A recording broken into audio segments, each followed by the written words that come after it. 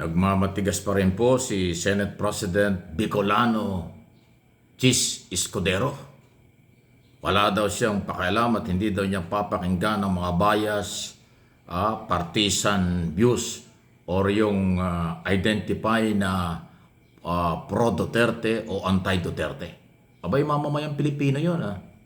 Paano ba yun? Di ba ang mga Pilipino ganon? Merong pro-Duterte, merong anti-Duterte. Merong pro-Marcos, anti-Marcos. Pero sinasabi niya, wala daw sa kanya yun. Hindi daw niya papakinggan yun.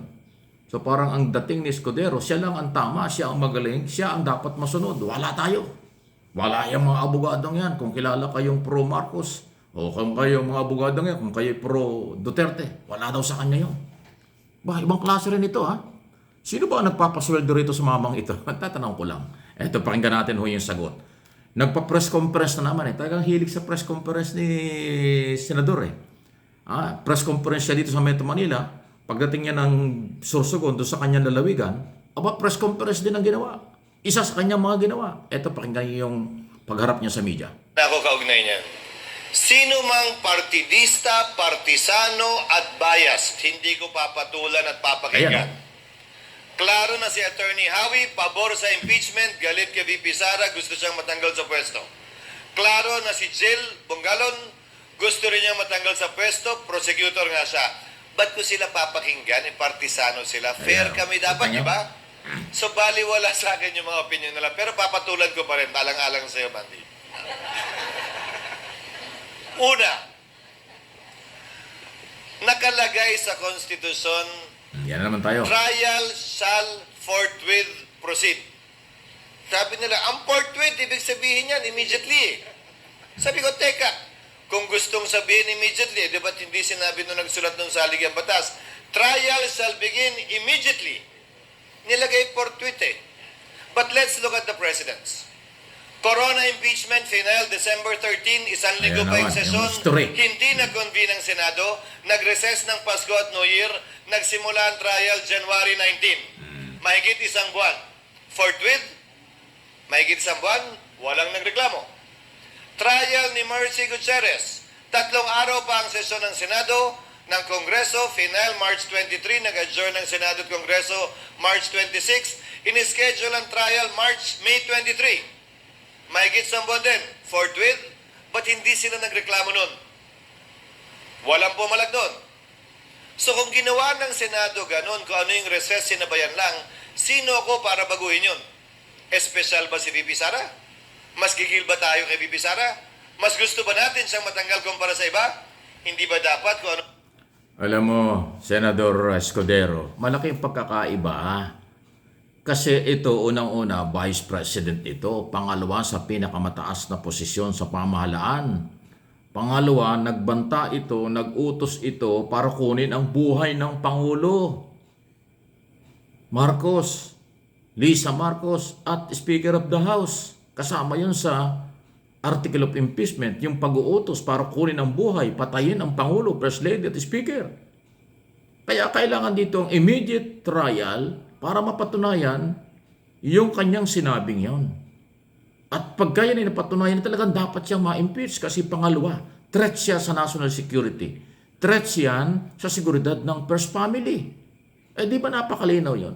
Malayo dun sa kay ERAP, kay Corona, kay Gutierrez, kung sino man sinasabi mo. Kasi yung mga yon, hindi naman banta sa seguridad ng bansa. Hindi naman sila nagbanta sa buhay ng Pangulo. Hindi naman sila ganong kalaki ang naging kasalanan sa Pangulo. Itong si Sara, iba ang kanyang kasalanan. Kaya dapat i-trial para sa ganon mapakinggan ang kanyang argumento at depensa doon sa kanyang mga ginawa. Saan dinala ang 612 million pesos? Di ba?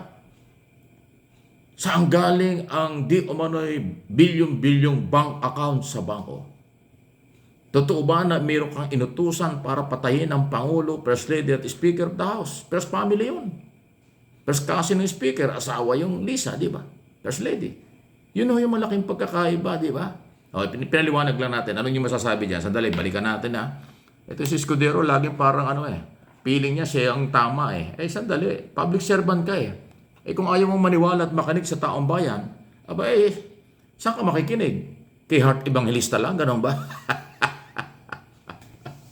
Natawa naman ako doon. Bakit nadamay? Ay, Heart, pasensya ka na, nadamay ka kasi asawa ka eh. Baka ikaw lang ang pinakikinggan itong eskuderong ito. Paglabas ng bahay, wala nang pinakikinggan eh. Baka sa bahay nyo, ikaw lang pinakikinggan ito, yung asawa mo. Pero paglabas ng bahay, wala na siyang pakialam. Siya ang tama. Kaibigan ko pa itong Bicolanong ito. Iba klase talaga ito. Dapat kung ano ang pagtrato dun sa mga naunang impeachment, yun din ang pagtrato natin sa mga susunod na impeachment. Hindi natin pwedeng baguhin yun. Kung hindi, magrereklamo palagi. Magkaiba nga na ang bakit ako kasalanan nagpapatrato, na gawa. ba't yung iba hindi? O posibleng Pero ginawa. babalikan ko si Kong Jill. Nakalagay sa rules ng House. Yan, tanungin mo silang dalawa dito. Section 3 of the Rules on Impeachment of the House. Impeachment complaints shall be filed with the Secretary General who shall yun na naman immediately refer it to the Speaker. Oh, sa kanila nakalagay immediately. Dalawat kalahating buwan nilang inupuan yung tatlong impeachment complaint ni hindi ginalawat ni refer ng SecGen sa Speaker Nakalagay sa rules nila immediately Magkatabi lang naman ang opisina nila. Senador, hindi nga ginalaw yung tatlo kasi nga mayroon silang binuo na sariling complaint. Inendorso ng 215 congressman, naging 240. Iyon yung mabilis. Wala nang public hearing. Kaya natenga yung tatlong ipinail na kaso galing sa marginalized sector, civil society, mga kaparayan at abogado. Kaya nga hinurd yun kasi mas mapapabilis kung yung mismo mga congressman na magiging complainant. At yun ang ginawa nila. Sila ang complainant, pinirmahan nila, endorse nila, lumampas na nga doon sa 1/3 vote na kailangan. Di wala ng public hearing, dinerecho sa inyo. Ang bilis nga At yung tatlong reklamo ay na-archive na, nakakahon na, nakatago na. Hindi talaga ginalaw yun kasi mas matibay sa tingin ng Kongreso yung ang magre-reklamo, ang complainant ay mismong Kongreso. Yun ho ang totoo Ito talaga sige, pakinggan natin. Itong Makata ng Bicol. Bilang naman ang opisina nila. Kung sila nga hindi sinunod yung immediately, 2 kalahating buwan ang definition nila ng immediately. Actually, nag-adjourn ng House ni hindi ni-refer yung tatlo in archive. Ayun na nga. So, kung yun ang tingin nilang definition ng immediately, bakit ibang definition ng immediately na walang immediately sa konstitusyong nakalagay, ang gusto nilang ipataw sa akin? In other words, they don't have the moral nor the legal basis to ask for it. At bilang panghuli, kung papitik-pitik sila, naghintay ng 2 kalahating buwan, matapos i-file yung unang impeachment complaint, bago nila isinampa sa amin, nulayata sila sa lugar ngayon, madaliin kami. Pagkatapos sila magpitik-pitik sa kamara ng mga impeachment complaint ay final ng Disyembre pa. Grabe, Kita nyo? Walang kapag-asa dito kay Senador. Senador, ulitin ko, nasa iyo na yung bola. Kahit nagtagal kung sa basketball, kahit nagtagal dun sa ibang player, kahit nagtagal sa coach, kahit nag-recess pa, pero nag-resume na, nag-break na yung basketball, nag-resume na ulit, nasa iyo na yung bola, gawin mo na kung anong gagawin mo sa bola. Ganon yun. Ito, kung nagtagalan sa Kongreso, sige sabihin natin, nagtagal sa Kongreso, ang kulit mo Paulit-ulit ka na lahat na lang press conference mo, yun ang sinasabi mo. O sabihin natin, nagtagal sa Kongreso, nasa iyo ang kamay na ngayon. Ngayon, pinatatagal mo dahil nagtagal sa Kongreso, patatagalin mo rin. Ganun ba? Malamang ikaw rin yung by trial o public trust. Gusto mo bang maramdaman ng Senador Escudero na betrayal o public trust ka na rin? Nawawala na rin ang tiwala sa iyo. Mawawalan din ang tiwala sa iyo, mamamayan. Kasi lalo na ito sinasabi mo. Yung mga bias na sinasabi mo, partisan, wala kang pakialam, hindi mo susundin. Taong bayan yan Kahit yung mga kampo ni Duterte, gusto nilang mag-trial. Yung nakakaintindi ng rule of law. Para maibigay ni Sara ang pagkakataon kung paano niya i-depensa ang kanyang sarili. Yun lang namang mga troll na mga Duterte at mga ilang vlogger na hindi alam ang rule of law, yun lang naman ang galit na galit sa impeachment Pero yung matitino doon, yung mga abogado ron, yung matitinong kakampi ni Duterte, ang gusto nun trial din para maidepensa ang sarili ni Sara. Ibig sabihin, pati yung pabor sa impeachment, hindi mo papakinggan? Di ba?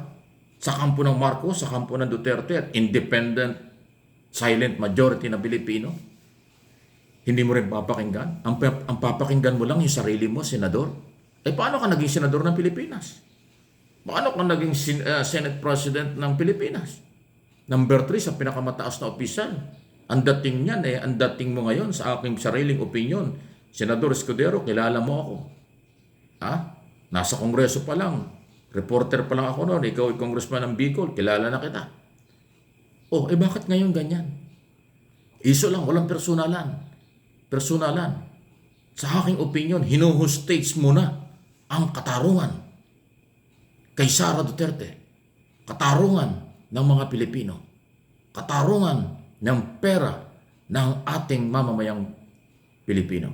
At higit sa lahat, binitin mo ang mga posibleng kasalanan ba o hindi ni Sara ang kanyang ginawa. Binibitin mo, hinuhustis mo until now.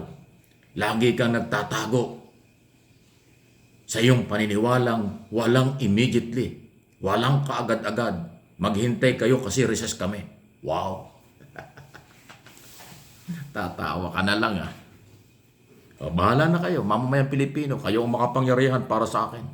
Direrespeto ko ang mga pro-Marcos, anti-Marcos, pro-Duterte, anti-Duterte sa isong ito. Lahat tayo naghahanap ng hustisya. Si Escudero ang may kasalanan nito kung bakit nadidelay. Kasi until now, napakahaba ng kanyang mga oras sa mga press conference dito sa Metro Manila. Bumalik ng Bicol sa kanyang lugar sa Sorsogon, press conference na naman. Kung yung press conference na ginagawa mong yan, nagtatrabaho ka sa Senado, di mabibigyan na natin ng hustisya. Mabibigyan na ng pagkakataon si Sara Duterte kung paano niya idepensa ang kanyang sarili. Mabibigyan na rin ng pagkakataon ang prosecutor kung paano niya naman ilatag ang ebidensya. At yung kapwa mo, senador, kung paano nila basahin ang ebidensya, may ebidensya ba o wala, bitin din ang mga senador. Di lalo na yung mamamayang Pilipino. Nako, senador, dalawa ang heart mo di ba? May sarili kang heart. Meron ka pang katabing laging heart. Nasan yung mga heart na yan? Dalawa ang puso mo, dalawa ang heart mo.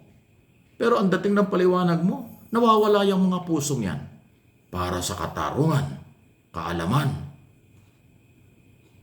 ng mamamayang Pilipino. Please like and share ng video ito. Paki-like po ninyo, paki-share po ninyo para makarating sa buong Pilipinas, makarating sa Bicol, sa Sorsogon, at makarating sa Senate President na bida-bida ngayon.